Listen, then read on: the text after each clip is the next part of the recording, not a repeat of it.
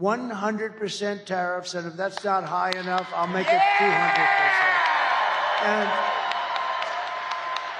And I announced it a little before the forum, actually, and I said, no, we're going to put 100%, and maybe I'll make it 200, maybe I'll make it 300, 400, I don't give a damn. I'll make it whatever I have to make it. And that was it. I just made the announcement. I didn't make a big deal out of it. The fake news didn't pick it up because they don't want to pick it up. But I didn't want to see Detroit destroyed, and other places like South Carolina and Tennessee and a lot of other places. But your state more than any other state, without question. And so what happened is I forgot about it. Now I'm speaking, and I see this guy, John, the builder of auto plants. And I said, I'd like to see him after I speak. So I speak. I made my speech. It was a brilliant speech. Brilliant. And I saw him. And I said, John, how's that plant going that you're building in Mexico on the border? He said, sir, they've canceled that plant last week. They're not going to build it. Because they think you're going to win. And they think you're going to put tariffs on the cars. And therefore, they're not going to be able to bring any cars into the United States. And they said, if Trump wins, this thing is not going to work at all. So, but I'll tell you what, that plant will go up so fast if there's a mishap. Here's the good news. There's only one way there can be a mishap, and you know what that way is. And I hope to hell that doesn't happen. I hope to hell that doesn't happen again. So I'm just proud of this guy because he's been on my... I didn't know who the hell he is. I didn't know who he was. All I know is he has very good, strong arms. I'm impressed by his arms. He's a strong guy, but he was a good guy and a smart guy. And he was against the electric cars because he said they're going to be made in China. You know, you're going to get 2 good years, and after that, nobody's going to work. Did you see 37,000 auto jobs were cut this month? 37,000. I got more news for you. Well, you can tell them, okay? You tell them. So here's the story. They're not building the plant. We're going to build those plants here. Thanks to President Trump. Thank you, sir. Okay, guys, listen. President Trump is telling you the truth about when we met, and it was a year and a half or so ago, and he asked me questions. He said, how does your industry like these EV mandates? And I said, sir, they don't like them. Nobody wants to buy those. You know, we're not only auto workers, we're consumers too, right? We don't want to drive those things. How do you pull a trailer with 4 snowmobiles on it up to Traverse City when it's 5 degrees below zero in an EV? You can't do it.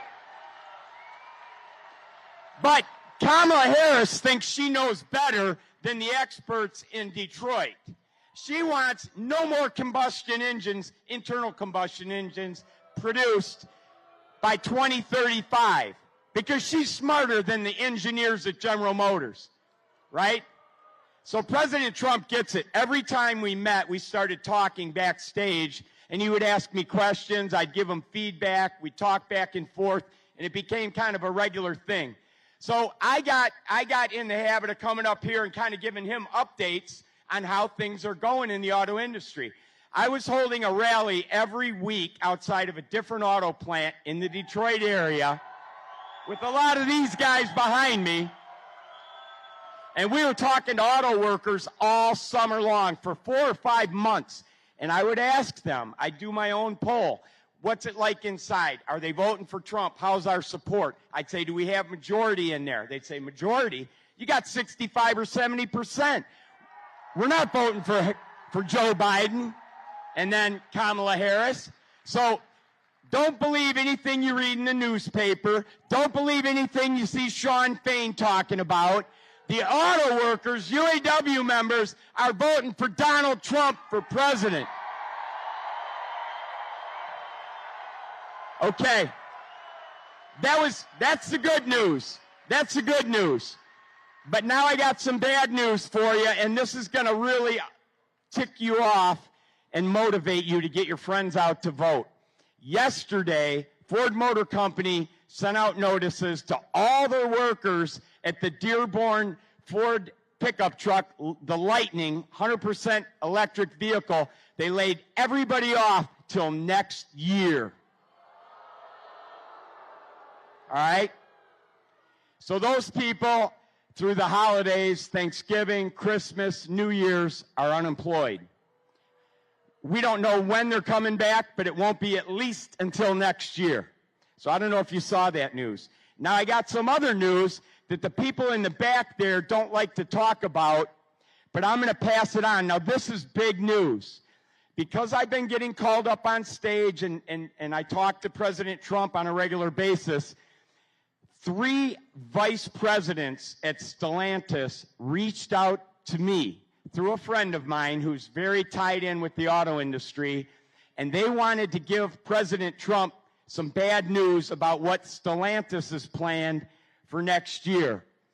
But they would only do it on the condition of 100% complete anonymity, because they would be fired and lose their jobs if it came out that they had leaked this information because they had signed non-disclosure agreements. Now, these are not people on the assembly line. These are not high-low drivers like I was.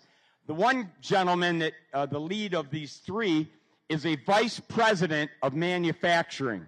Now, he recently retired, but they told me, and they sent me all the data and information to back it up, and I've gotten it to the proper people that can vet it, check it out, corroborate it, and make sure it's all legit and accurate. But they told me that the expansions, quote-unquote expansions to the plants in Mexico that Stellantis is currently working on to handle additional capacity, those are going to be the only capacity when they get up and running, because they're going to move all the American production south of the border to Mexico. Now remember, Stellantis is not an American company. You know, Chrysler's been used and abused like a stepchild. They were bought by Mercedes. They were bought by Fiat. Now they're owned by a French company. So they don't care about you. They don't care about our jobs. You've heard all the speakers up here today. Every job in the Detroit area relies on the auto industry. But a French company that owns Chrysler is about to send all the Chrysler production to Mexico. There's only one way to stop this. There's only one person who will stop it. His name is Donald J. Trump.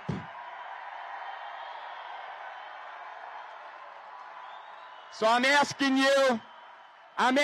you, when you leave here today, you got 2 days, Saturday and Sunday, to get every single person in your contact list out to vote. Not Tuesday.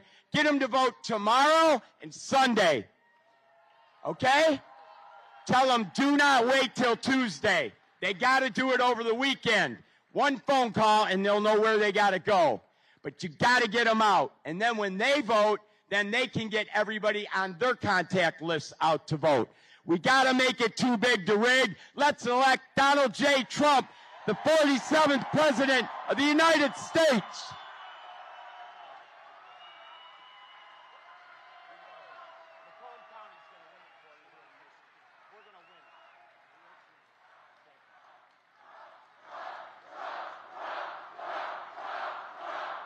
He's a hell of a guy. That guy. Thank you. So he's something. He loves the country. He loves your state. Tell Stellantis, I think I'll send him back. He's quite good at delivering a message. Tell Stellantis that if they plan on moving, we're going to charge them a 100% tariff on every car they put in, and they won't move. You know who said they're going to move? A company I buy a lot of stuff from them. A lot. Great company, John Deere, going to move big sections of their company from Iowa, I believe they said, to Mexico. And I told them, and I did it in writing, I said that if you do it, beware, because I'm going to charge you about 100% tariff on everything you make to put back. So if you're going to move from Iowa, and if you're going to move from Iowa to Mexico, and then you think you're going to make it in Mexico and sell it over here and sell it at that cost, not going to happen. We're going to do a 100% tariff. They announced, I believe, that they're no longer making the move, didn't they? I think. That's what I heard. Somebody told me the other day that they announced that they're not making the move. Why would they make the move? It'll cost them much more to to make the product over there when we do this. In other words, we're going to use her. Look, the most beautiful word in the dictionary to me is tariff. I think it's the most beautiful word. It's going to make our country rich. And these stupid people, look, politicians, there's only two reasons why they wouldn't want to use tariffs. They're stupid or they're corrupt. There's no third reason. They're either stupid or they're corrupt. I just stopped the largest plant in the entire world, which would destroy your state. I think this plant made more than all of Detroit put together. You know, it's a big... And I just stopped it, and I'm not even president yet, okay? Think of what I could do when I'm president. But I have to find out. But I'm telling you, I told John Deere, we told them very strongly. We said, look, you're going to move out of Iowa. We're putting about 100% tariff on anything you make. It was a different kind of a plant. It was parts and this and that. I said, if you're going to do that, we're putting in a tariff. And that was it. I sort of went on to other things like how to get elected very easily. And I heard 2 days ago that they're not going to build the plants here. So it's pretty good, right? It's pretty good.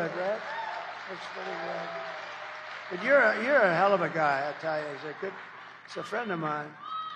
I'll make interest on car loans. So here's the thing I thought of, and it's funny, it's not that complicated.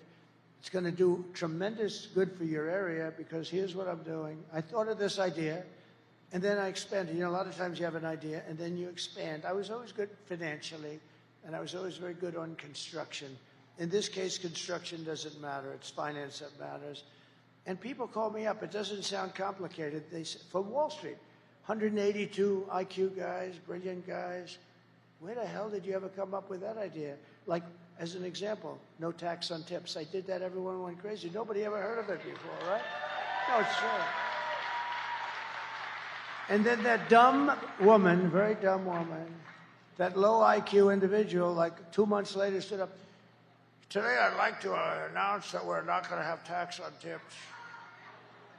And she got booed out of the place. You know, it didn't work. You never heard a second. Nobody talked about it after that because she was. So, you know, I don't like. I mean, the one problem with what I do is I do it and then somebody else copies you, but they don't have the brain power to get it done. So I had this idea, but then I had a better idea using the first idea. But it's all pretty simple. I'm going to make interest on car loans fully tax deductible. That's it, right? And people said, where the hell did you ever come? Isn't it funny? It's like the paperclip, you know?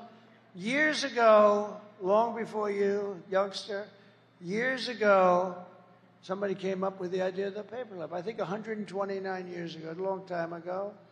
And he had a little piece of steel, metal, whatever. He bent it around, and start selling it. So, and everybody saw it, and they said, why the hell didn't I come up with that idea, right? The paperclip. But this is sort of like that. So that's fully deductible. That's going to be unbelievable. But here's the problem. I don't give a damn if they buy a car in Japan or China or South Korea. What the hell good does that do for us? So then I came up with phase 2 of the same idea, fully tax deductible, but only if the car is made in the U.S. Wow. And I announced it last week up here. I've been up here a lot because we have to win Michigan. We win Michigan. We win Michigan. We win the whole ball of wax because, and we got to bring John James and all of these great guys with us. We got to bring them with us. But I got calls. So here it is. Number one, the deductibility. They said, wow, what a great idea. But then number two, you only get it if you make the car in the U.S. I can't say here, but we'll try steering them to here because I would love, you know, they've been talking about a renaissance and a rebirth for Detroit for 45 years. And I got into some heat because I said, they've been talking about it for 45 years, and if it's okay with you, it hasn't exactly happened, okay? You know, I'd like to say it did, but it hasn't. And if I did, you'd hit me on that one too. But it can happen. And I'd love to steer it right over to here where it all began because it's very sad. It's very sad what's happened. But think of it. You're going to have deductibility of interest. That's a big deal. You're going to be roaring but I didn't want it to go to China, Japan, South Korea, or any one of 10 other countries. So I came up with phase 2, and I said, but only if the car is built in the United States of America. Otherwise, you don't get it. How good is it? You know what? That in itself will spur, I mean, you will be spurred onward to bring back millions of jobs. We will give our companies the lowest taxes, the lowest energy costs, the lowest regulatory burdens, and free access to the best and biggest market on the planet. Remember this, you're not going to have a best and biggest market soon. Your market's getting evaporated by incompetent people that are leading it. One guy who has to go to bed at 4 o'clock in the evening, and another woman who's actually not nearly as smart as he is. Would you believe this? But only for those who make their product the same thing. This is on a bigger scale than the autos. You can build your plant here, and we love you. But if you don't build your plant here, you don't get the tariff, you don't get the tax cut, you don't get it. You have to build your plant. And these guys at Wall Street that are very brilliant guys, they call me up, this, who the hell gave you these ideas? And yet, you know, it's just like, I always say it's like the paperclip. People don't think about it, but think of the idea that deductibility, that's gonna make it great. Vote for Trump, and you will see a mass exodus of manufacturing jobs from Mexico to Michigan, from Shanghai to Sterling Heights, and from Beijing to Detroit. Finally, Detroit will benefit, right? And it's easy. And you know what her economic plan is? She doesn't have one. She doesn't have one. She wants to tax companies. You know what happens when you tax them? They leave. A lot of these big companies, you know, they're run by they live in Switzerland, they have very glamorous lives. They have the life that I could have had if I decided not to do this. Actually, somebody said to me, are you glad you did it? I said, absolutely, but I could have been on the best beaches in the world. I own the best beaches in the world. I could have had such time. I could have been at the Great Turnberry in Scotland. I could have been anywhere I wanted to be. I could have had those waves smacking me in the face. I could have said, that white, beautiful white skin that I have would be nice and tan. I got the whitest skin because I never have time to go out in the sun, but I have that beautiful white. And you know what? It could have been beautiful, tan, beautiful. But you know what? If I had the choice, I wouldn't even think about it. I would do exactly what I've done because we're going to make America great again. We're going to make America great again, greater than ever before. It's true. We're going to pass the Trump Reciprocal Trade Act also. That was very simple. Reciprocal trade, meaning if China or any other country, I don't want to pick on China because the European Union is almost as bad as China. They don't accept your cars. They don't accept your farm products, but they send their farm products here, and they send their cars here by the millions and millions. So if China or any other country charges 100 or 200% tax, then we will charge them 100 or 200% tax in return. It's called an eye for an eye, and it'll all stop. I will never apologize for defending America. I will protect our workers. I will protect our jobs. I will protect our borders. I will protect our families. And I will protect the birthright of our children to live in the richest and most powerful nation on the face of the earth again.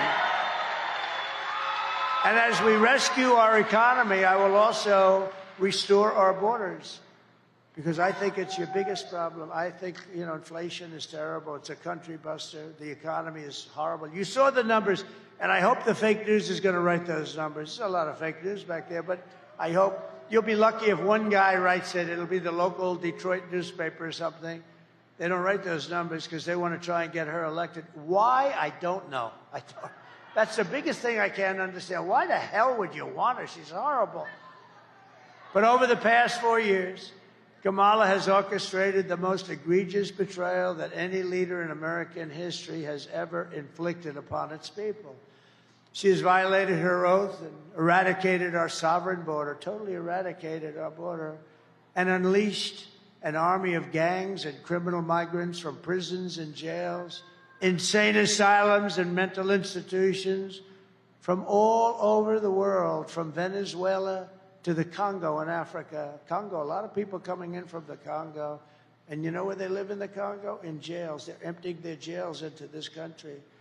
But they're doing it all over the world, in Asia, in the Middle East, and in South America. Venezuela's released big portions of their jails into the United States. And I'm surprised they haven't done more yet. They will. It's going to all come in. You'll have 100%. But I would have done it faster than them. I would have done it if I were them. Why would I keep these prisoners for 60 years? The killers and murderers and drug dealers and everything else. They've released them all into the United States. And you know what? Their crime has gone down by 72%. They've gotten their crime.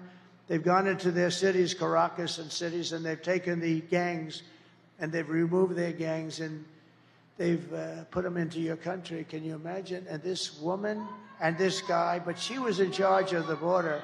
Remember, she was in charge of the border. He put her in charge of the border. She is the border czar. She doesn't want to say that because it's been so bad. And by the way, the Border Patrol endorsed me a few days ago with the strongest endorsement they've ever done. They actually said, I'm the greatest president in the history of our country. I said, are you talking about the border?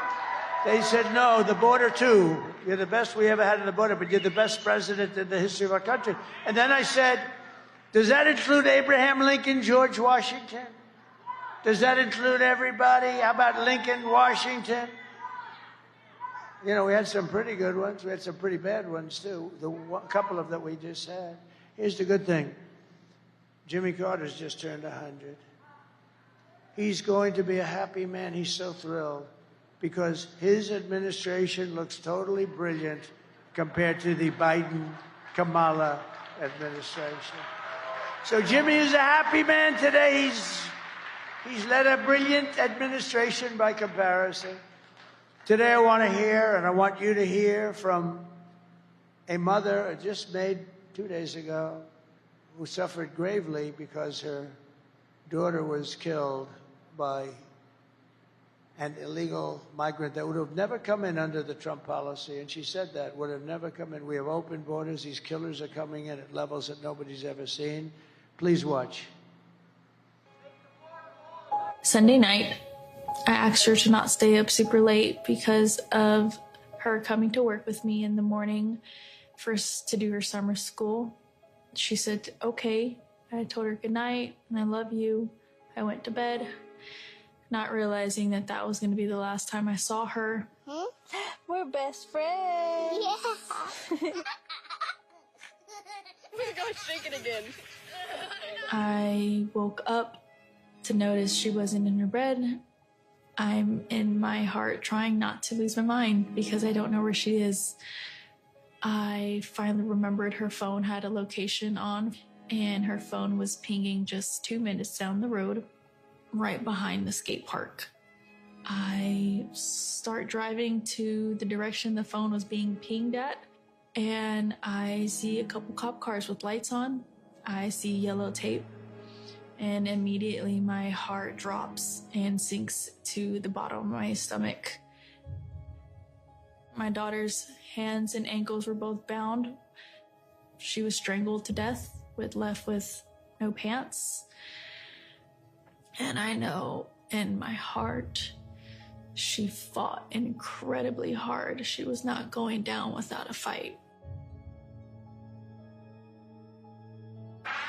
We begin with two men we're learning are charged with capital murder tonight, accused of killing a 12-year-old girl. Police say these men strangled her before dumping her into that creek. Both men were in the country illegally. Apprehended, then released by Border Patrol less than 3 weeks before Jocelyn's death. The men accused of killing Jocelyn Nungare are affiliated with the gang known for brutal violence. Kamala Harris was in charge of immigration in our borders. If we had better border policies and not open borders and not these catch and release policies, I truly believe this all could have been prevented. Under her being vice president of this country, my daughter's life was ripped away from her. She had her entire life ahead of her. Happy birthday, dear Jocelyn. My daughter is 6 feet in the ground based off of policies that she allowed to keep.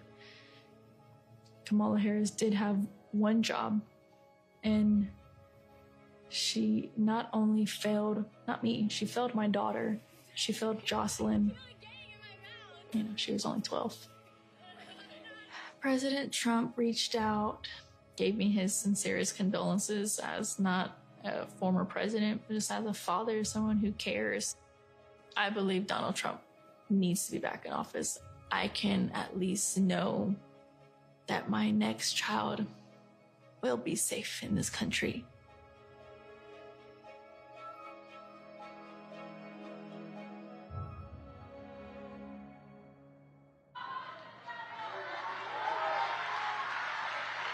That's what we're allowing into our country.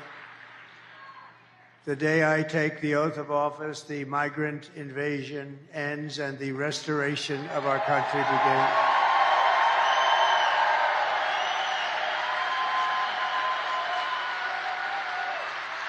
And the savages charged with brutalizing and murdering precious Jocelyn are members of the same vicious Venezuelan prison gang, Tren de Aragua, that is taking over apartment complexes and unleashing a violent killing spree all over America. You probably read in Aurora, Colorado, and I think Colorado's got to vote for Trump because what's happening in Colorado is unbelievable. They're taking over the state. The radical left governor has no idea what to do. The United States is now an occupied country, but it will soon be an occupied country no longer.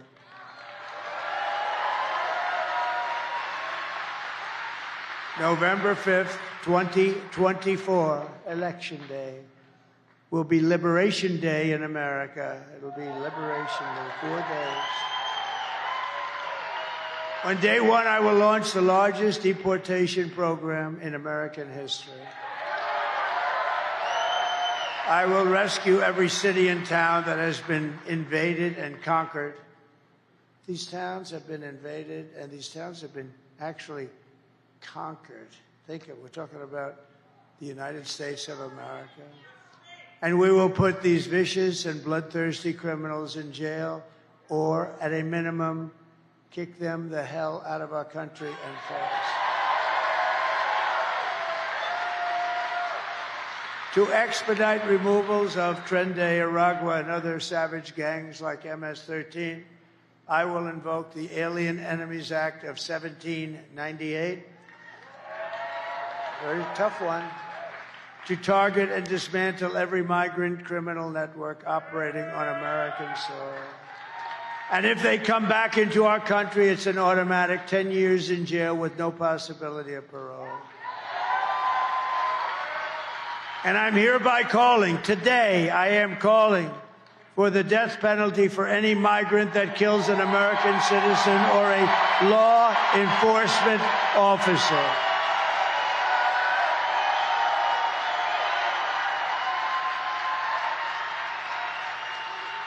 And I will immediately ban all sanctuary cities in the United States of America. They're sanctuaries for criminals.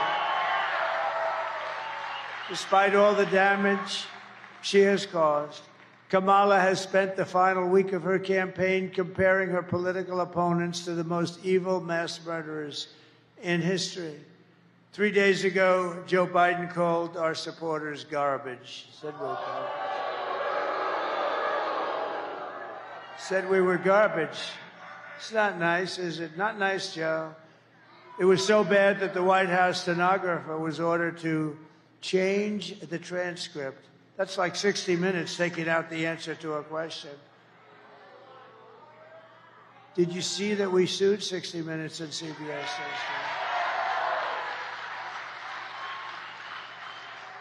But the stenographers who were honest and they reported it, they were told to not put down what he said, put down a different answer. They couldn't do it because it's fraud. That's not what they heard. My response to Joe and Kamala is simple. You can't lead America if you don't love Americans. You can't. And you can't be president if you hate the American people. Kamala's closing message to America is that she hates you. You know, there's got to be something there. I think she does. I do believe, you know, don't forget, she's from San Francisco. She's a Marxist, or as you would say, a communist from San Francisco. She destroyed the greatest city in the country, probably. You know, it's probably the best city in the country was. My closing message is that I love America, and I'm inviting you to join us in building an extraordinary future for our nation. My oath of office is an oath of allegiance to you, the American people, and I'm asking for your vote, but I want you to know that whether or not you vote for me, when I win, I will fight for you with every breath in my body. I will.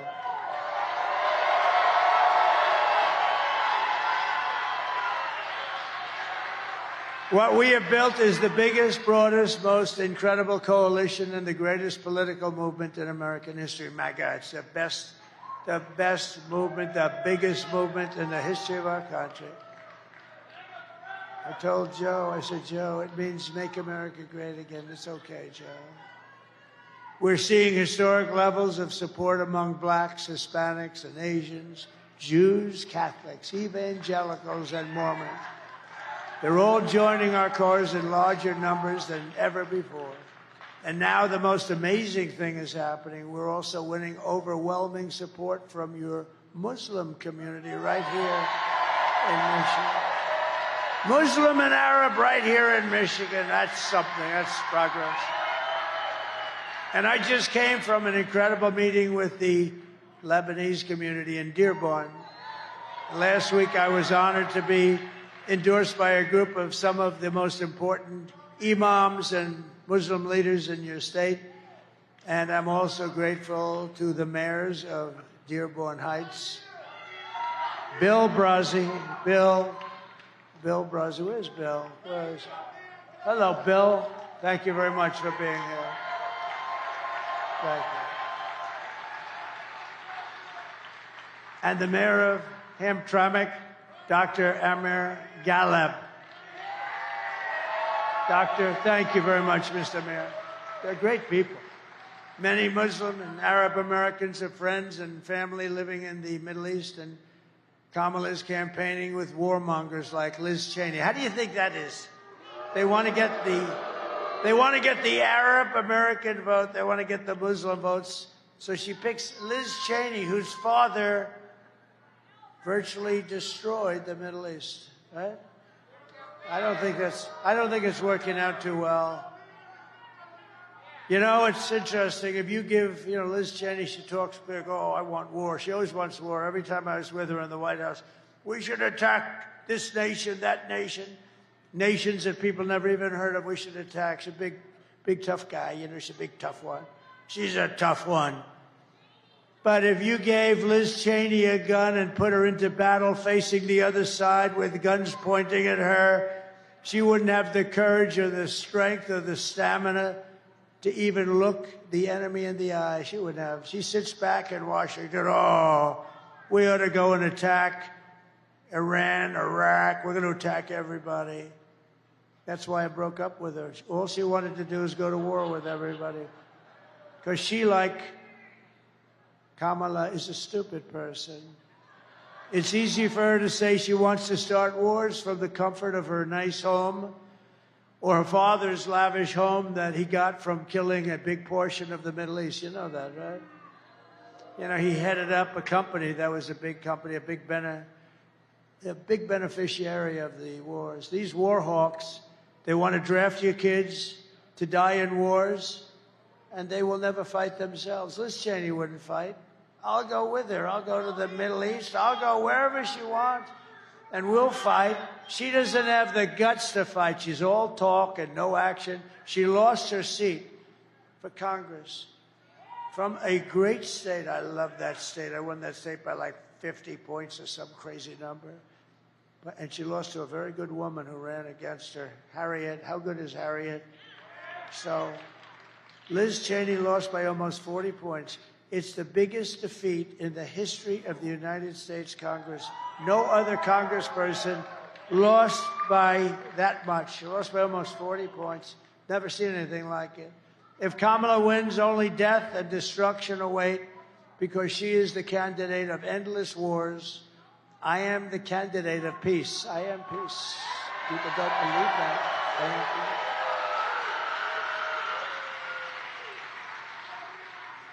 But I need every Muslim American in Michigan to get the hell out and vote, please, Mr. Mayors. All right? We got to get them out and vote.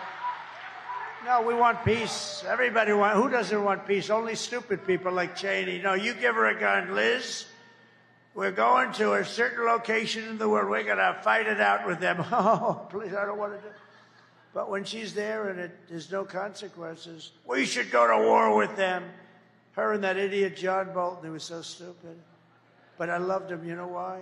He'd come into a room with me, would never say anything, and I'd be with foreign leaders, and I didn't even have to act tough because they said, look, that moron, John Bolton, he's crazy. He's the one with Dick Cheney got Bush to go into the Middle East, right? Trump is going to go to war with us. And you know what would happen? They'd give me everything I wanted because the guy's a nut job. Kamala Harris's campaign is in total free fall. You see that. The press hates to admit it. You know, I guess they want to hold it. Well, I don't want to be too cute with these statements. I want to be a little careful because you got to still get out and vote. But if you get out and vote, we're going to win this thing in records that nobody's ever seen before. You got to get out. Harry, get up and vote. You're coming with me, Harry. Get the hell out of that sofa, Harry. But I'm watching the game. Get out, Harry. Let's go. We're going to vote for the president. And he votes. And you know what? Harry will feel much better. He's going to feel much better. Because everyone can see that she's totally unqualified to be the president of the United States. And she is. Everything Kamala says is a lie. I watched her yesterday. Such lies. Her entire campaign is one hoax and slander after another. But the more they lie, the more they smear, and the more they tell untruths. We have to go out and we have to get to vote. No, she'll say everything. Trump will never frack. Oh, really? Trump will never drill. Oh, really? I'll drill the first day we're going to start drilling. Going to make our country rich. Everything she said, oh, Trump will end Social Security. No, I'm the one that didn't end it for 4 years. She's the one that's going to force its ending because of millions of people. Look, we gave you a stat before, all the jobs that are leaving, but we gave you a stat. And what did that stat say? It said that all of our jobs are being taken by the migrants that come into our country illegally. And many of those migrants happen to be criminals. And some of them happen to be murderers. And they're taking the jobs away from the black population, and so far, to a lesser extent, from the Hispanic population. But that will change, too. The only way to stop the lies is to swamp them with our votes. We're going to swamp them. Kamala has no vision, no ideas. She has no solutions whatsoever. All she can talk, and it's true, all she can do, I watched her yesterday, all she can do is talk about Donald Trump. Tonight, I will speak about Donald Trump. Donald Trump. Donald Trump. Donald Trump. Donald Trump. Donald Trump. Donald Trump. Donald Trump. Donald Trump. Donald Trump. Donald Trump. Donald Trump. Donald Trump. Donald Trump. Donald Trump. Donald Trump. Donald Trump. That was yesterday. I'm watching it. I'm saying, oh.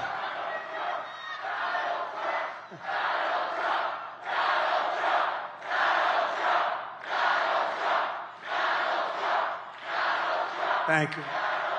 No, I was watching yesterday. Trump did it. Why the hell didn't she fix this stuff? I mean, now she's saying, I'm going to do this or that or this.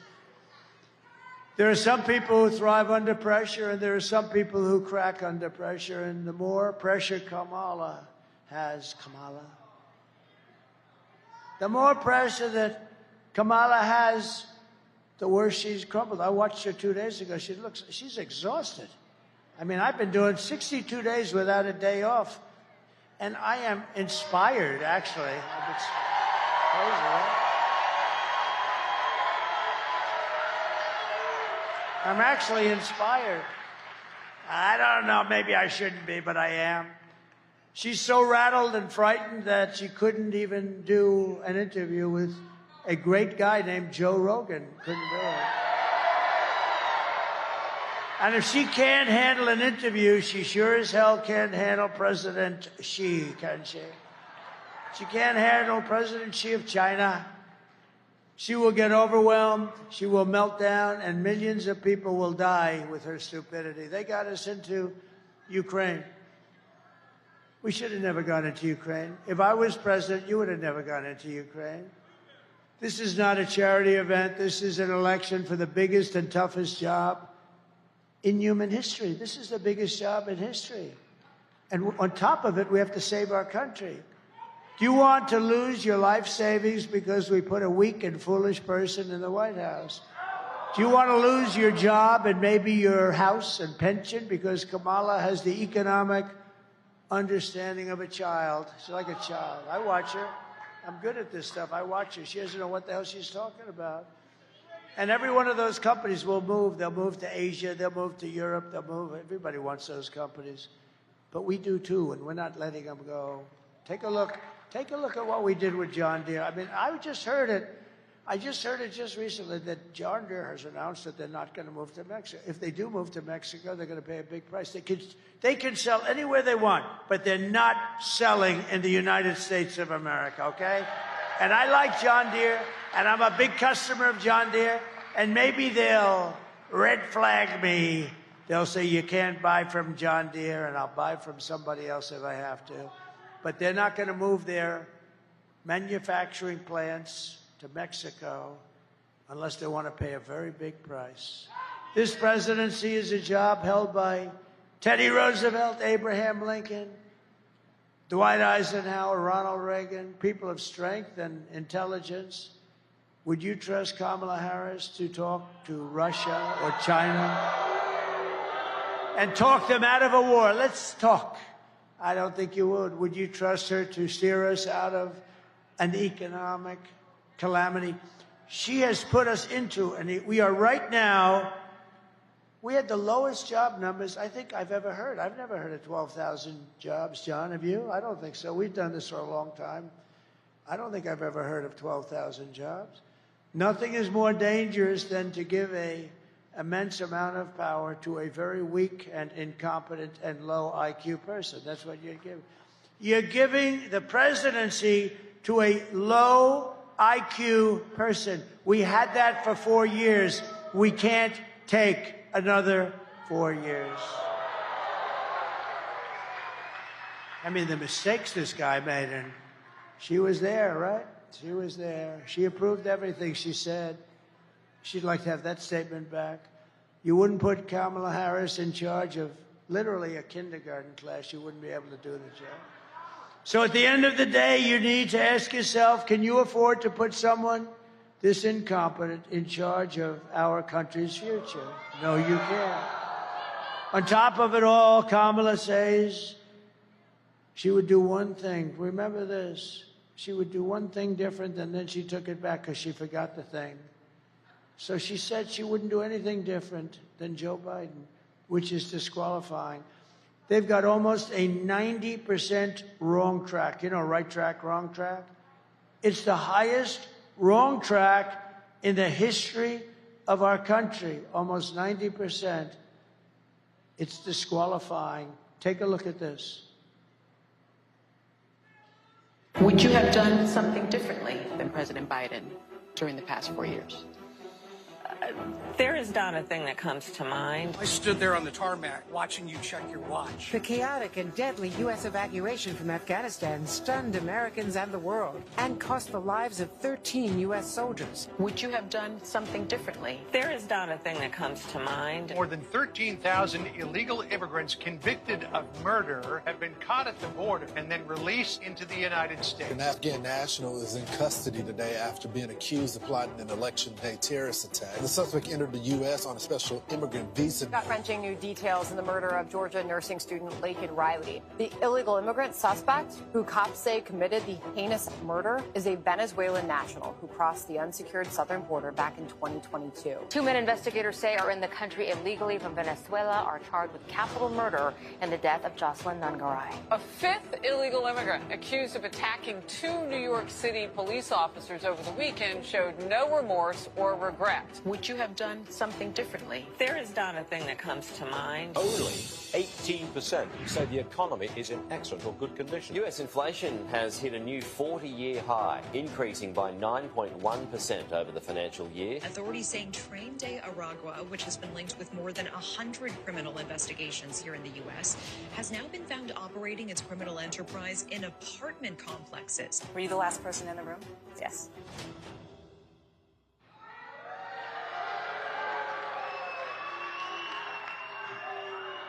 Wouldn't come to mind, not a thing. Nothing comes to her mind. Let me tell you.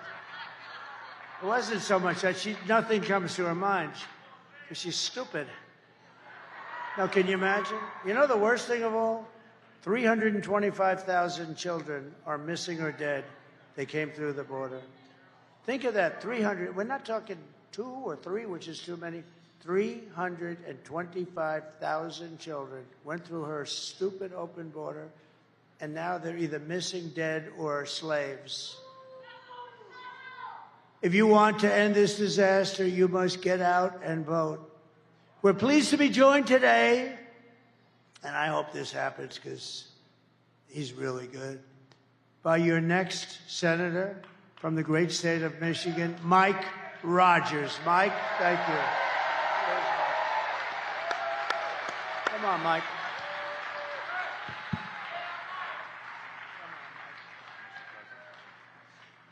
Well, thank you, Mr. President, for a couple of things. First of all, standing up for manufacturing in Michigan. That's exciting. You cannot be a great country if you can't build things. Donald J. Trump understands that for our state and our nation. For that, I thank you. I tell you, the biggest endorsement, we should be able to drop the mic and be done. Tells you everything you need to know. As the President said, he got Customs or the Border Patrol Agents Association endorsement. Kamala Harris got the IRS agents endorsement. Do we need to say any more than that? And I just want to say a quick thing. Thank you, Mr. President, and I look forward to working with you to close this border. I met with a group, they're called Fentanyl Fathers, and it's parents who have lost children to fentanyl poisoning. 3,000 of our Michigan citizens died last year because of fentanyl poisoning that came across our southern border. I look forward to not only closing the border, but putting those cartels on the terrorist list and make sure that they are held accountable for the deaths that they're bringing to our communities. And we're also going to hold accountable China for the precursors that they're sending there on purpose to kill our children in Michigan and around the country. We can do it, but the only way that we're going to do that is having Donald J. Trump reelected as the 47th President of the United States of America. So I'm going to extend an invitation to you, Mr. President, right here, right now. We're going to both win because we're going to get out and work as hard as we can the next few days. And we're going to take a couple of those plastic fold-up chairs, and we're going to sit outside of the majority leader's office in the Senate. I'm buying the popcorn, and we're going to watch Chuck Schumer schlep out of that office and down the hall so that we can make America great again. Thank you for what you're doing. Thank you for your energy, Mr. President.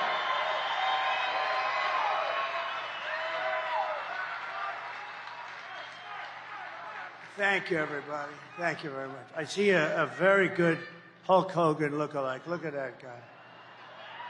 The only thing I thought is Hulk's about 6 inches taller, maybe 7, 8, maybe not. Thank you. You look good. You look damn good anyway. But I know Hulk. He's that tall son of a gun. How good was Hulk the other night, right? Wasn't he, right?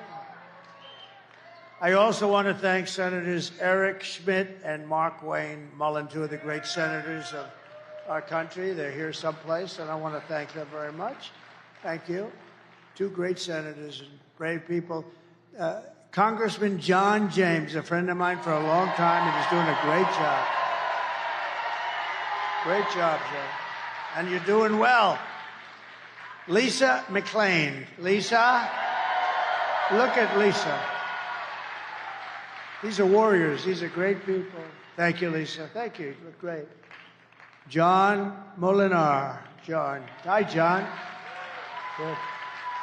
Thank you, John. Tim Wahlberg. Thank you, Tim. Good job, Tim. They're great people. They fight hard. They love your state. They love, I'll tell you, they love this country. And Robert F. Kennedy Jr. Oh, he's so good. He's so good. He's so good. Thank you, Bobby. And a man who I implored, I said, Pete, you got to do it. You got to be Michigan GOP chairman. And he was very, very successful, as you know, politically. He was a great congressman. Everything he did was successful. And he was sort of like me. He didn't need this. And he said, I'll do it. Pete Hoekstra, head of the GOP, chairman. Thank you. Great. We're doing okay? We're going to pull it off 4 days. Going to win? He said you're going to win. If he says you're going to win, that's the good news. He knows how to win, I can tell you that. Mayor of Riverview, Andrew Swift. Thank you, Andrew. Thank you, Andrew. Mayor of Garden City, Mark Jacobs. Thank you, Mark. Got all the big mayors here today. Township Supervisor, Groseal James Budney. Thank you very much. Thank you. Mayor of Southgate, Joseph Cuspa. And City Council President Zoe Cuspa. A little relationship there, I guess. President of the Michigan Police Officers Association, James Tiganelli. And he was so nice. He gave me a big award the other day. We have the endorsement of every single police group. And Brian Pennybecker, you met before. And Brian, I want to thank you. Brian Pennybecker. He's been so incredible. And Dr. Masad Boulos, I want to just thank you very much. You've worked so brilliantly with everybody. And my friend Steve Witkoff, who's a great developer and an amazing guy. Thank you, Steve. Here are the facts, just in closing. Kamala is a radical left Marxist, rated even worse than crazy Bernie Sanders and Pocahontas herself. She destroyed our economy. She was an original creator of the defund the police movement. And anybody who wants to defund the police for even 1 week is not worthy of being president of the United States. Kamala vowed to abolish ICE. She pledged to confiscate your guns. I don't think so. Would anybody like to give up their gun? Please stand up. And endorse a total ban on handgun ownership. And she even called for free sex changes for illegal aliens in detention. All at taxpayer expense. But perhaps most significant of all, she lied about working at McDonald's. She never lied. She never worked. She never worked at McDonald's. With your vote this November, we are going to fire Kamala and we are going to save America. We will cut your taxes, end inflation, slash your prices, raise your wages, and bring thousands and thousands of factories back to America and back to Detroit, Michigan, and Michigan. Thank you. We will build American, we will buy American, and we will hire American. I will end the war in Ukraine. Would have never started if I was president. I will stop the chaos in the Middle East. Would have never happened October 7th. And I will prevent World War III from happening. We will crush violent crime and give our police the support, protection, resources, and respect that they so dearly deserve. We will strengthen and modernize our military. We will build a missile defense shield, the biggest in the world, all over our country, made in the USA, much of it made in Michigan. We will rebuild our cities, including our capital in Washington, D.C., making them safe, clean, and beautiful again. Our cities are a mess. They're a mess, a crime-ridden mess. We will teach our children to love our country, to honor our history, and to always respect our great American flag. And I'm going to put a bill in. If you burn the American flag, you get 1 year in jail. Just happened a few weeks ago in Washington. They're burning American flags all over the place. We will get critical race theory and transgender insanity the hell out of our school. And we will keep men out of women's sports. I will defend religious liberty. I will restore free speech, and I will defend the right to keep and bear arms, our Second Amendment, which is under siege. After years of building up foreign nations, defending foreign borders, and protecting foreign lands, we're finally going to build up our country, defend our borders, and protect our citizens and our lands. And we will stop illegal immigration once and for all. We will not be invaded. We will not be occupied. We will not be overrun. We will not be conquered. We will be a free, proud nation once again. We're going to be free and proud. Everyone will prosper. Every family will thrive. And every day will be filled with opportunity and hope. And most importantly, it's going to be filled again with the American dream. We're going to fill it up with the American dream for you, but for your kids. Your kids want the American dream brought back. But for that to happen, we must defeat Kamala Harris and stop her radical left agenda with a landslide that is too big to rig. Get out and vote. For the past 9 years, we have been fighting against the most sinister and corrupt forces on earth. You know that. With your vote in this election, you can show them once and for all that this nation does not belong to them. This nation belongs to you. It was hardworking patriots like you who built this country. And 4 days from now, it is hardworking patriots like you who are going to save our country. After all we have been through together, we stand on the verge of the 4 greatest years in American history. We can do that. It seems unlikely, doesn't it? But we can do it. We're going to do it very fast. With your help from now until Election Day, we will restore America's promise, and we will take back the nation that we love. We are one people, one family, and one glorious nation under God. We will never give in. We will never give up. We will never back down, and we will never, ever surrender. Together, we will fight, fight, fight, and win, win, win. We're going to win again. November 5th will be the most important day in the history of our country. And together, we will make America powerful again. We will make America wealthy again. We will make America healthy again. Thank you, Bobby. Thank you, Bobby. We will make America strong again. We will make America proud again. We will make America safe again. And we will make America great again. Thank you. Thank you, Michigan. God bless you all. God bless you, Michigan.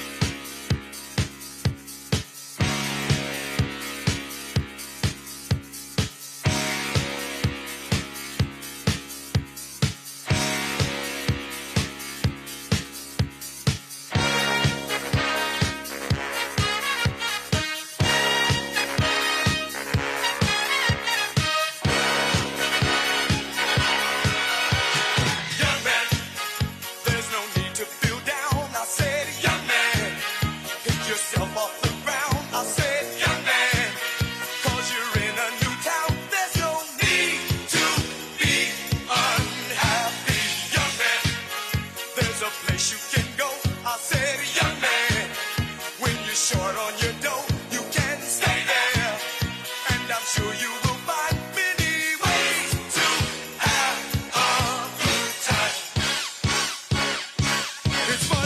at the YMCA. It's fun to stay at the YMCA. They have everything for your men to enjoy. You can hang out with all the boys. It's fun to stay at the YMCA. It's fun to stay at the YMCA. You can get yourself clean. You can have a good meal. You can do whatever you feel. Young man, are you listening to me? I said, young man, what do you wanna be? I said, young man, you can make real your dreams, but you got to know this one thing. No man does it all by himself. I said, young man, put your pride on the shelf and just go there to the YMCA. I'm sure they can help you today. It's fun to stay at the YMCA. It's fun to stay at the YMCA. They have everything for your men to enjoy. You can hang out with all the boys. It's fun to stay at the YMCA. It's fun to stay at the YMCA. You can get yourself clean. You can have a good meal. You can do whatever you feel. Young man, I was once in your shoes. I said I was down and out with the blues. I felt no man cared if I were alive. I felt the whole world was so tired. That's when someone came up to me and said, young man, take a walk up the street. It's a place there called the YMCA. They can start you back on your way. It's fun to stay at the YMCA. It's fun to stay at the YMCA.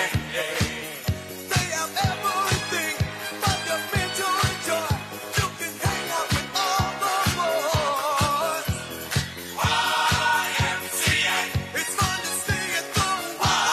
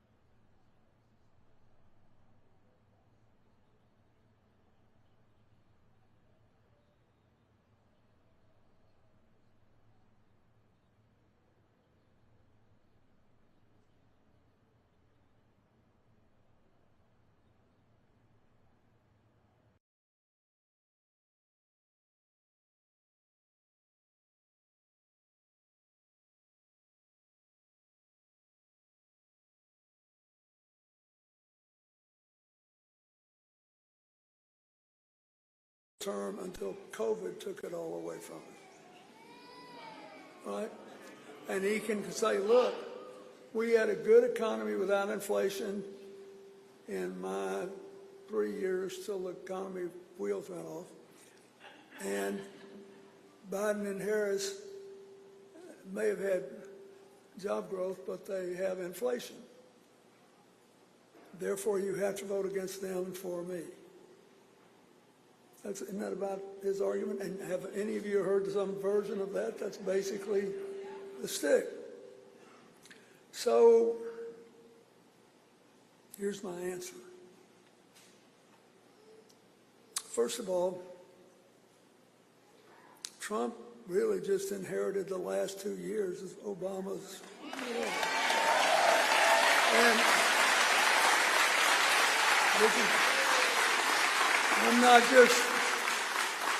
this is not hot air. The last 2 years of Obama's presidency produced 8 million jobs. The first 2 years of Trump's produced 6.4. If you take the last 3 years and then the first 3 years, the difference is greater. And the Democrats failed. We're better at creating jobs than they are because trickle-down economics doesn't work. And so, why do we have inflation? Because COVID broke the supply chains, right? And suppose the city government in Nashua passed a law that the best way to save energy and cut costs is for everybody to have a small scooter. And you had, within 3 months, every citizen had to have a scooter. And suppose you could only find 500 scooters in the next 3 months. But the demand's up here, the supply's here. What's going to happen to the price? It's going to go up. That's all that's happened. In other words, no breathing human being could have stopped inflation because we wanted things again when we started coming out of COVID, and they weren't there. And the roots weren't there, and a lot of the business had closed, all kinds of stuff happened. Well, what did Joe Biden and Kamala Harris and their supporters in Congress do? Like Donald Trump, Joe Biden promised us an infrastructure bill. Unlike Donald Trump, he gave us one.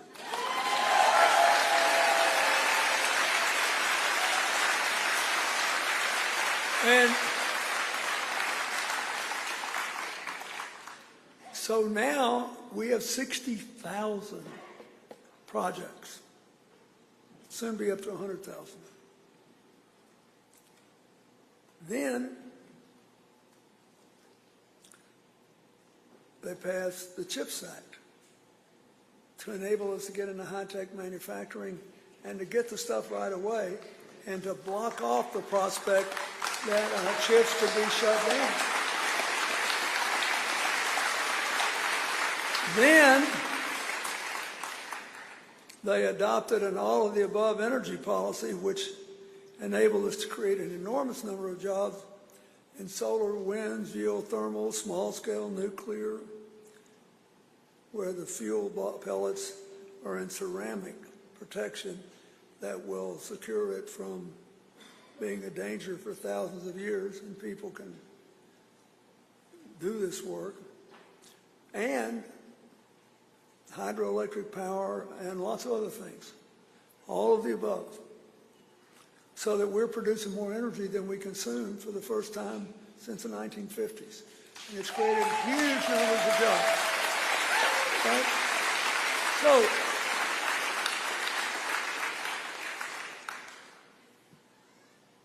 Trump says, well, if I'd been president, that never would have happened.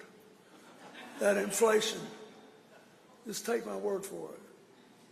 Well, what's his energy policy?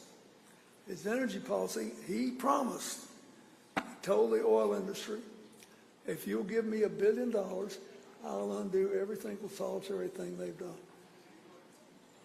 Which means higher energy policy, prices, lots more inflation, and lots of lost jobs. Now, so far, President Biden and Vice President Harris and their allies have just kept working.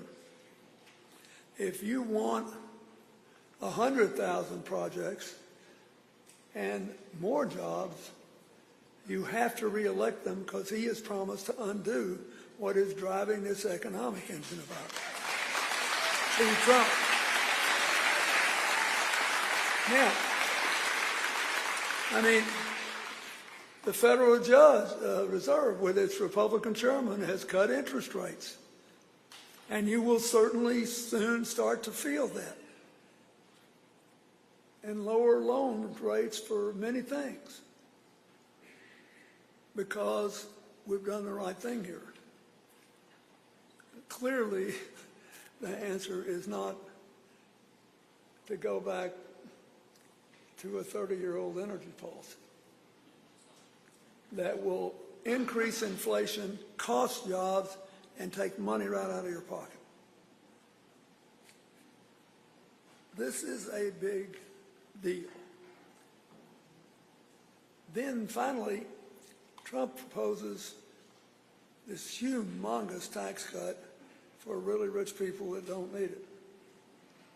So we have this anomalous situation where his program costs $7.5 trillion. Harris's program costs $3.5 trillion, less than half, but her program helps more than twice as many people as his does. So you can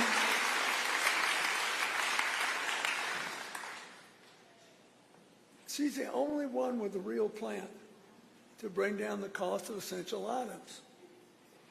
With food, it's obvious that an enormous amount of food in this country is sold by grocery chains, heavily concentrated. And she is the only candidate who says, look, 37 states have price gouging laws, but no state's strong enough to stand up against these national chains, so we need a national law. Nobody wants to fix prices, and if the stores have to make a little higher margin to cover their costs and get over it, well, that's all right. But it is not all right if they go in basically to use a monopoly position to make profits they don't really need to be very healthy, and it all comes right out of your hide. It's a simple thing. Anybody could have said it, anybody could have done it, but only Kamala Harris did. And so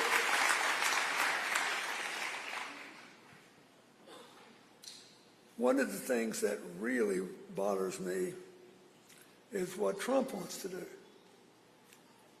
Because his programs will bring more inflation and higher costs. The Economist magazine, quite conservative publication, wrote an unbelievable editorial last week. And they didn't claim to agree with Harris about everything, but they said, you know, Trump is much more likely to bring back inflation and to destabilize the economy, to massively increase the debt. She is a much better bet. And they said if we had a vote, we'd vote for her.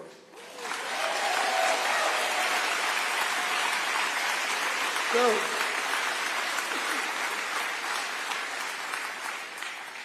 this idea of putting 20% tariff on everything is like a tax. If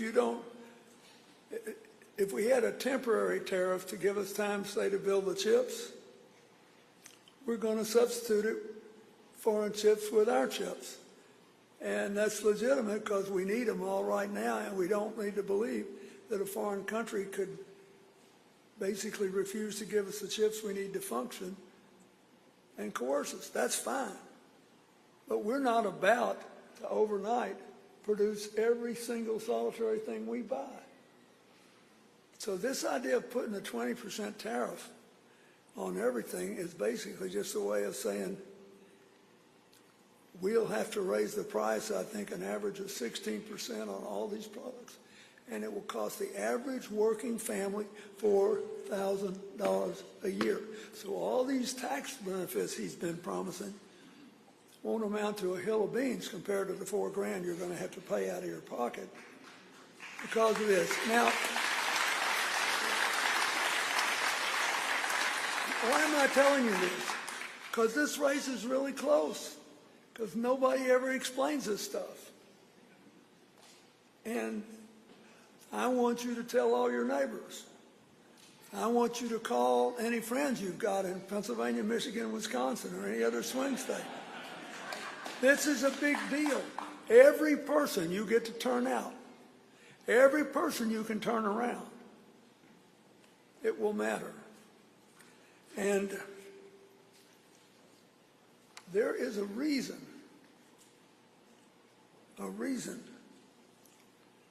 why all these people who were in Trump's administration won't be foreign. Half his cabinet, 2 4-star generals, 3. They know that the solutions won't work, and they're worried about losing our democracy.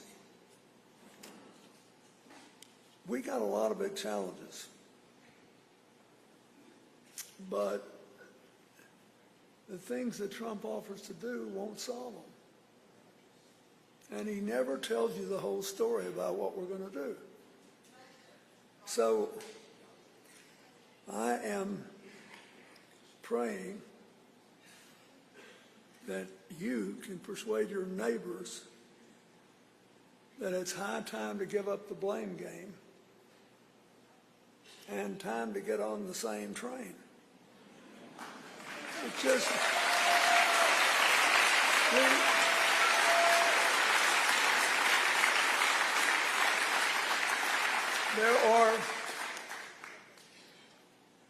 the cost of food and fuel is too high, but it's coming down. We can fix that. But if you give up your liberties, it may not be fixable.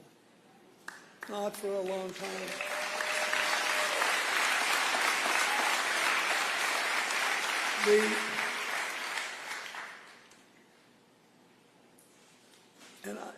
It drives me crazy, the whole thing. Name me one problem a hateful social media post ever solved. Name me one angry falsehood that better educated a child. Name me one selfish, arrogant boast that ever created a new job. These rants about your enemies, they don't do anything to build a country. And I'm really worried about this country. I mean, look what Donald Trump said about Liz Cheney last night. You would think that Trump could be generous. After all, he caused her to lose her career in Congress. I mean, how much is enough? She stood up for what she believed in, and he did everything he could to beat her, and he beat her. Her family was legendary in Wyoming and very conservative, but they defied the Holy One.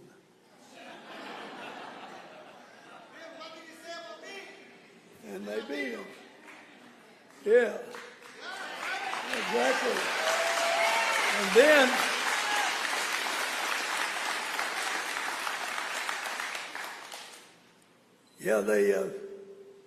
they really celebrated Puerto Rico in there the other night. I mean, but the point I'm trying to make, and you just made it. You know, it's crazy. We need you, by the way. We need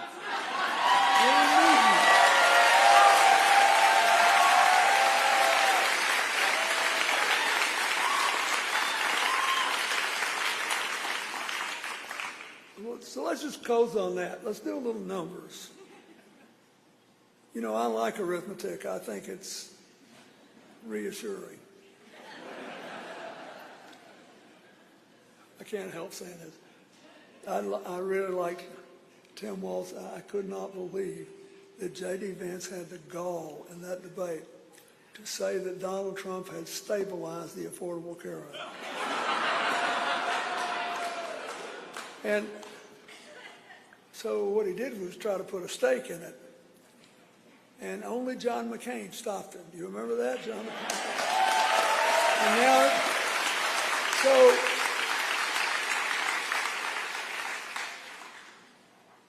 so John McCain stopped him, and what happened? You know, I've been opposed by a lot of people who said a lot of mean things about me. And I still did business with them. One day, the Senate Majority Leader, Trent Lott from Mississippi, called me a spoiled brat on the Sunday talk shows. And all the young people that worked for me were furious. And I said, well, call him. It's 2 o'clock in the afternoon, Sunday night. He said, did you call to chew me out? I said, yeah, but not for what you think. He said, what do you mean? I said, I know what happened to you, Trent. You worked hard all week. You didn't feel good. You didn't want to go on one of those talk shows. And your staff told you had to do it so you get good press. You woke up with a headache, didn't feel good. They baited you with me, and you took the bait. He said, that's exactly what happened. And we had 3 great weeks of working together. You know, if you're going to go around and you think everything's about you and everything has to be taken personally, and the most important thing is for people to bow down to you, that's crazy. And, I mean, look, criticizing the president's almost a constitutional right in America, right? And so here he is going after Liz Cheney, and she's already lost her place in Congress. She loved being in Congress. And she's probably every bit as really conservative as she is, but she didn't want to give up the Constitution. She didn't want to live a lie. And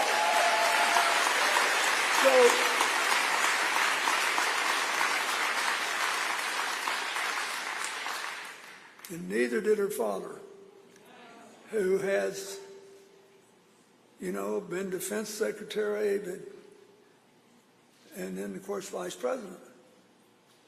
And I've had a lot of disagreements with him. But I would never think to demean him, to lie about him, and to I mean, that was spooky what he said about Liz Cheney. And I think we ought to tell her, we're grateful that you're supporting Kamala Harris, and you're welcome anytime to our party.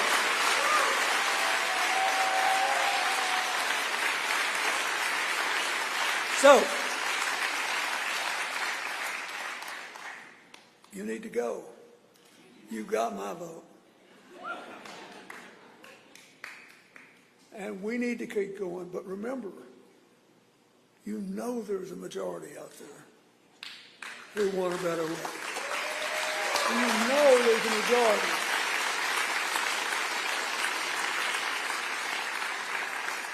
that approves of inclusive tribalism, not divisive tribalism. And everything that you want for America is on the ballot. So,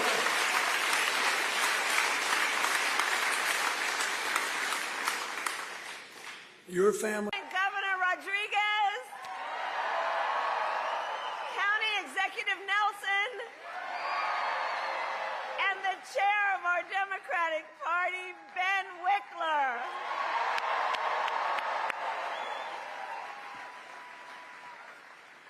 All right, we have work to do.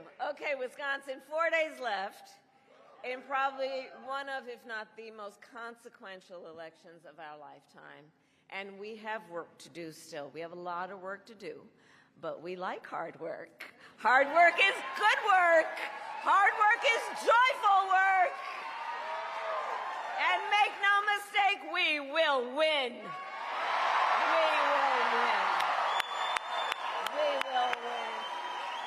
We will win. And one of the reasons, and yes,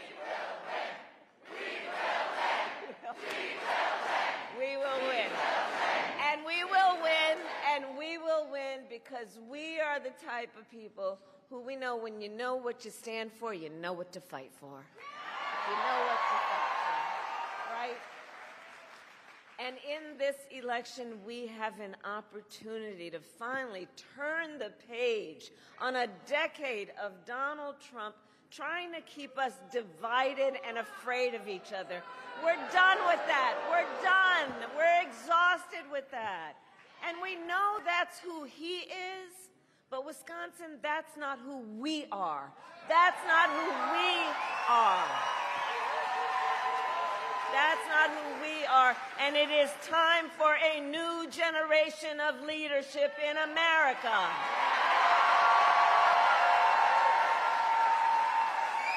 And I am ready to offer that leadership as the next President of the United States of America.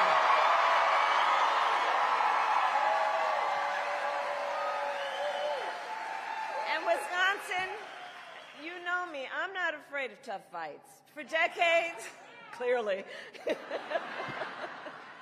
for decades, I was a prosecutor and the top law enforcement officer of the biggest state, and I won fights against the big banks who ripped off homeowners, against for-profit colleges that scammed veterans and students, against predators who abused women and children, against cartels that trafficked in guns and drugs and human beings.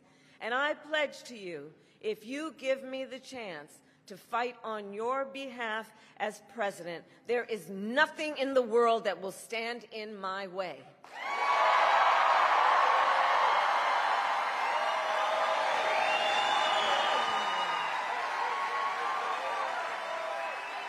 And look, and on the other side, we know who Donald Trump is. Now, this is not someone who is thinking about how to make your life better. He is someone who is increasingly unstable, obsessed with revenge, consumed with grievance, and the man is out for unchecked power. He's out for unchecked power. And in less than 90 days, you can picture the Oval Office. In less than 90 days, it's either going to be him or me sitting in the Oval Office, or with your help. Okay.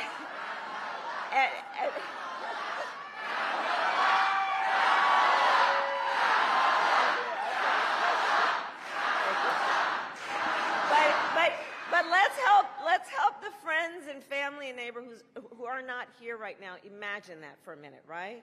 January 20th, Oval Office. It's either going to be him sitting in there, poring over and stewing over his enemies list, or when I am elected, it will be me walking in there on your behalf working on my to-do list.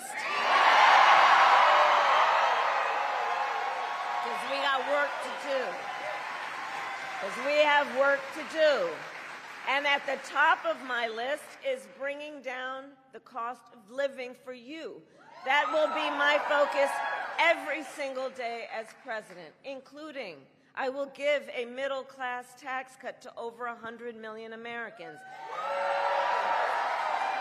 We will enact the first ever federal ban on corporate price gouging on groceries. And fight to make sure that hardworking Americans can actually afford a place to live.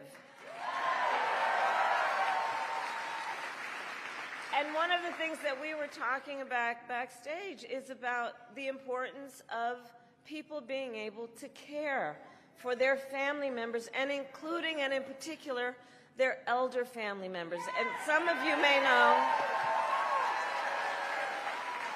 and this is personal for me, as are so many of these issues. I took care of my mother when she was sick. And I know what it is in terms of taking care of someone and just trying to cook the things that they feel like eating, right? Just trying to help them put on a sweater. Trying to think from time to time, what can I do to put a smile on their face or make them laugh?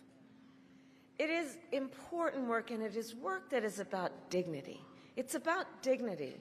And if you are caring then for an elderly parent or relative, my plan is to cover the cost of home care under Medicare.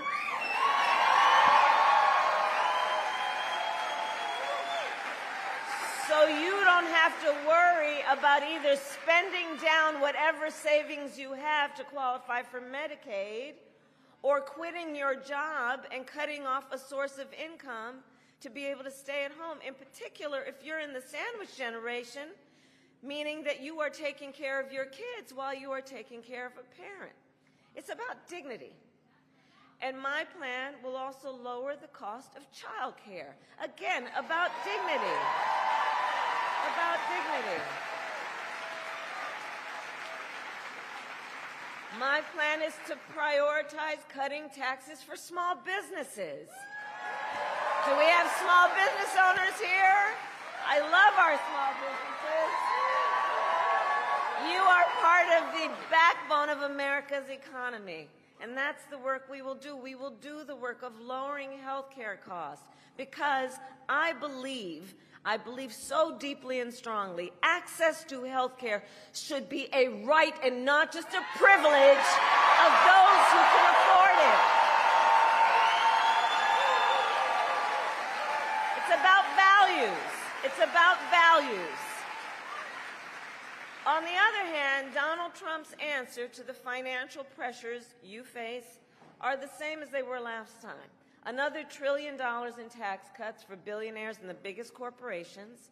And this time, he will pay for it with a 20% national sales tax on everything that you buy that is imported. Clothes, food, toys, cell phones. A Trump sales tax that would cost the average American family, economists have measured it, more than $4,000 a year that you are not paying, you would have to pay because of that tax. And on top of that, as we have discussed, he still wants to get rid of the Affordable Care Act, which would throw millions of people, millions of Americans, off of their health insurance and take us back to the time when insurance companies could deny people with pre-existing conditions. You remember what that was? Well, you are correct. We are not going back. We are not going back.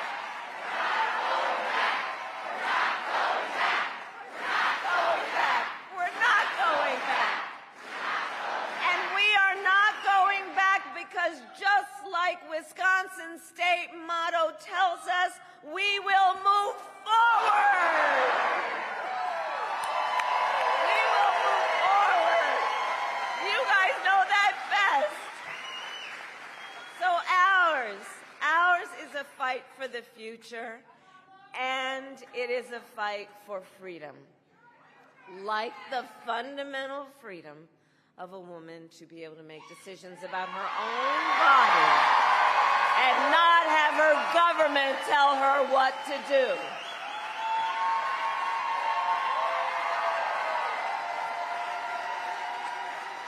And we remember how we got here. Donald Trump, when he was president, hand-selected 3 members of the United States Supreme Court with the intention that they would undo the protections of Roe v. Wade. They did as he intended, and now Over 20 states have a Trump abortion ban. Imagine, in America today, 1 in 3 women lives in a state with a Trump abortion ban. Many with no exceptions, even for rape and incest, which is immoral. And Donald Trump's not done. He would ban abortion nationwide, yes, even here in Wisconsin were that to happen. And he would restrict access to birth control, put IVF treatments at risk, and force states, get this, to monitor women's pregnancies. Just Google Project 2025, which I still can't believe they put in writing. And let us agree, one does not have to abandon their faith or deeply held beliefs to agree the government shouldn't be telling her what to do. Not the government. Not the government. Not the government.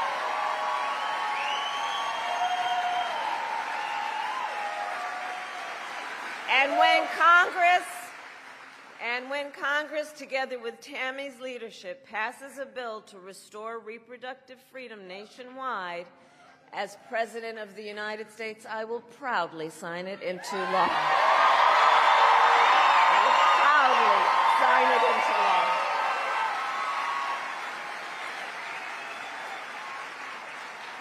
So, Wisconsin, I am asking for your vote. I am asking for your vote. And here is my pledge to you. Here is my pledge to you. As president, I pledge to seek common ground and common sense solutions to the challenges you face. I pledge that I am not looking to score political points. I am looking to make progress. And I pledge to listen to those who will be impacted by the decisions I make. I will listen to experts. I will listen to the people who disagree with me. Because you see, unlike Donald Trump, I don't believe that people who disagree with me are the enemy. He wants to put them in jail. I'll give them a seat at the table. That's what a democracy is about. That's what leaders do.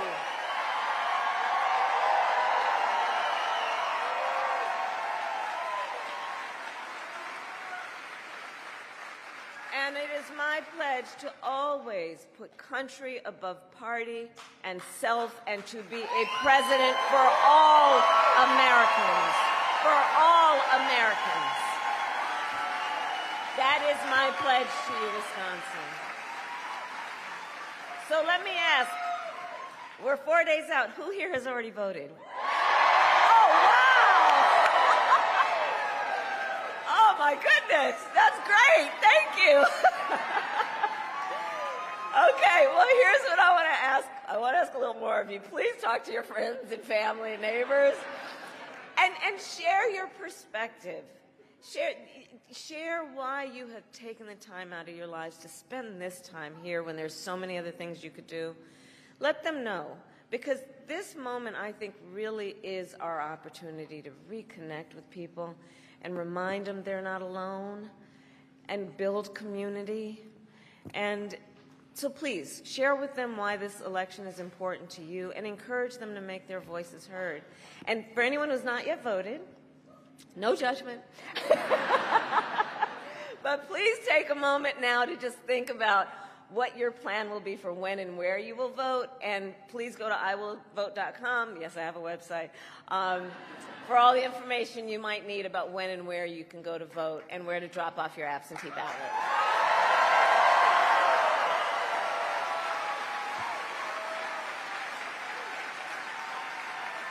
And Wisconsin, truly, we need everyone to vote here. You, Wisconsin, are going to make the difference in this election. You will make the difference. You will make the difference. And so it all comes down to this. We are here together because we love our country. We love our country. And when you love something, you fight for it. And I do believe it is one of the highest forms of patriotism, an expression of our love of our country, to then fight for the ideals of our country. That's what this is about. And it is fighting for the promise of America. And I'll tell you, I have always believed in our nation's promise because I have lived it. I grew up as a child of the Civil Rights Movement. My parents took me to the marches when I was in a stroller. And there were people there from every walk of life who came together to fight for freedom and for opportunity. Growing up, I saw how hard my mother worked to raise my sister and me and to give us the same chances that our country gave her. And I was blessed to have family by blood and family by love who instilled in me, you know what I'm talking about, and instilled in me the values of community and compassion and faith. And I've spent my life fighting for people who have been hurt and who have been counted out, but who never stopped believing in our country that anything is possible. I have lived the promise of America, and I see the promise of America in everyone who is here, in all of us, in all of us, in all of us. This is the promise of America. This is the promise of America. In the fathers and mothers and grandparents who work hard every day for the future of their children. In the women who refuse to accept a future without reproductive freedom. And in the men who support them.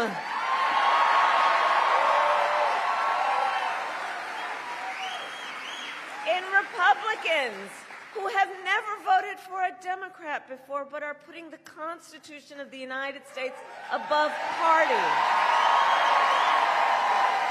Right? The promise of America is all around us. It is in the young leaders who are voting for the very first time. Where are you? Where are you? Oh, I love Gen Z. I really do. You know what I love about this generation? You all are rightly impatient for change. You know? You are determined to live free from gun violence, to take on the climate crisis. You guys are going to shape the world you inherit. And for this generation, none of these issues is theoretical for them. It's not political for them. For you all, it is a lived experience. It is a lived experience. That's right. And I see you, and I see your power. And I am so proud of you when I think about the future of our nation. So can we hear it for our first-time voters?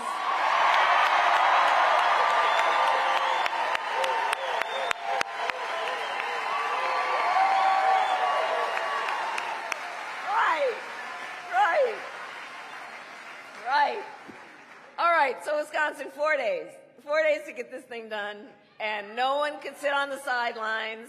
Well, let's spend the next 4 days so that when we look back on these 4 days, we have no regrets that we did everything that we could. So let's knock on doors, let's text and call voters, let's reach out to family and friends and classmates and neighbors and coworkers. And as we do, please, I do ask you, let us be intentional about building community. Let us be intentional about building coalitions. Let us remind each other and others that we have so much more in common than what separates us. Let us do that. There is power in that. It will strengthen our country. And we'll remind folks also, your vote is your voice, and your voice is your power. It is your power.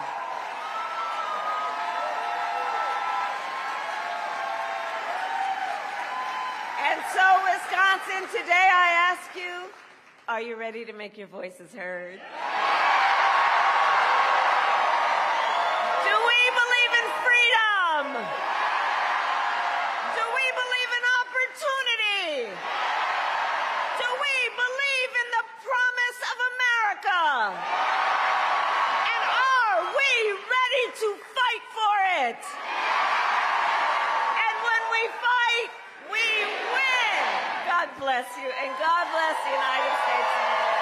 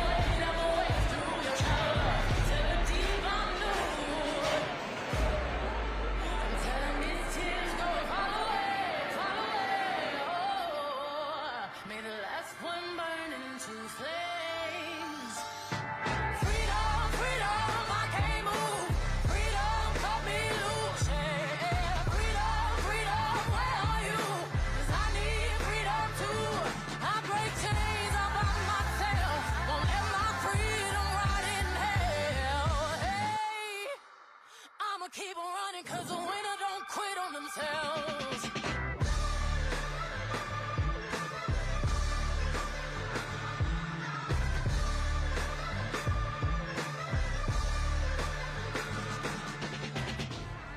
Hail Marys, I meditate for practice. Channel 9 News tell me I'm moving backwards. 8 blacks left, death is around the corner. 7 misleading statements about my persona. 6 headlights waving in my direction. 5-0 asking me what's in my possession. Yeah, I keep running, jumping the aqueducts, fire hydrants and hazardous smoke alarms on the back of us. But mama, don't cry for me, ride for me, try for me, live for me, breathe for me, sing for me. Honestly, guiding me, I can be more than I gotta be. Stole from me, lied to me, nation hypocrisy, code on me, driving me wicked. My spirit inspired me like yeah. Open correctional gates in high desert. Yeah. Open our mind as we cast away oppression. Open the streets and watch our beliefs. And when they carve my name inside the concrete, I pray it forever reads. Freedom, freedom, I can't move. Freedom, cut me loose. Freedom, freedom, where are you? 'Cause I need freedom too. I break chains all by myself. Won't let my freedom rot in hell. Hey, I'ma keep on running 'cause the winner don't quit on themselves. What you want from me? Is it true? You see, I'm finna get in there. What you want from me? Is it true? You see,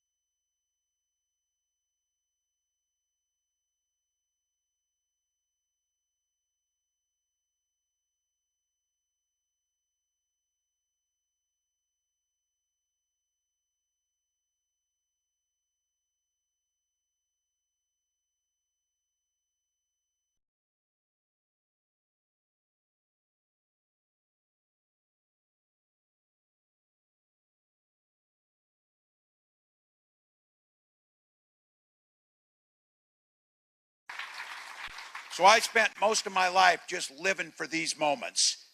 The moments when the stuff is on the line, when you're the final 2 minutes of a game, we got the ball, we got the ball.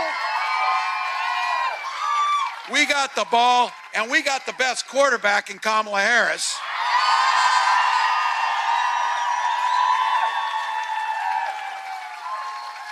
We got the best team, which is all of you.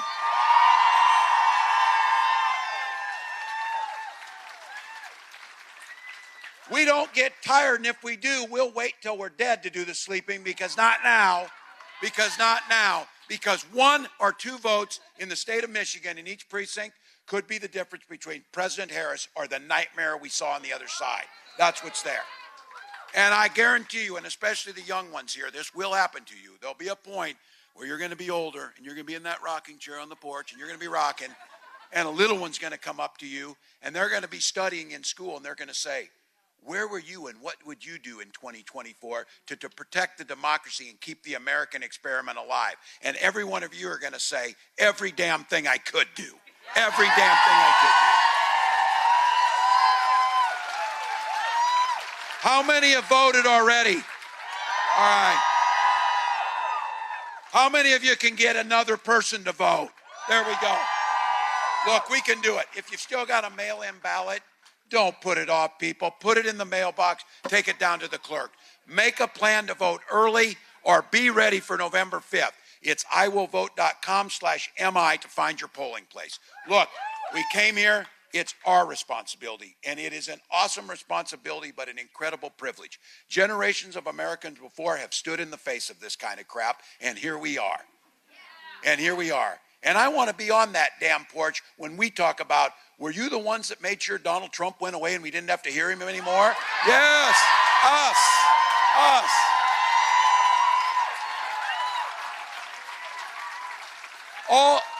All the good things we're going to do, that's the bonus. This guy's going away. That's the bonus. So look, Vice President Harris has told us this. When we fight, now we're in the mode. When we vote, Michigan, win this for America. Let's go. Let's go.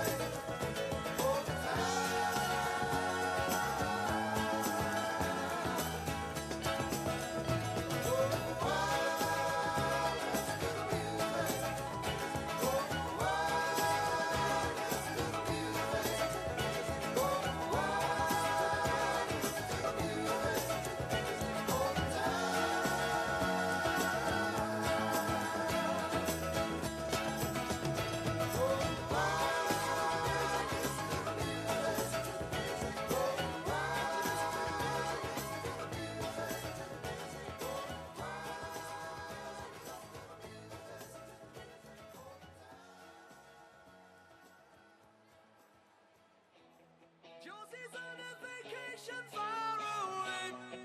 Come around and talk it over. So many things that I wanna say. You know I like my girls a little bit older. I just wanna use your love tonight. I don't wanna lose your love tonight. I ain't got many friends left to talk to. The ways are up and I'm in trouble. You know I'd do anything for you. Stay alive and keep it undercover. I just wanna use your love tonight. I don't wanna lose your love tonight.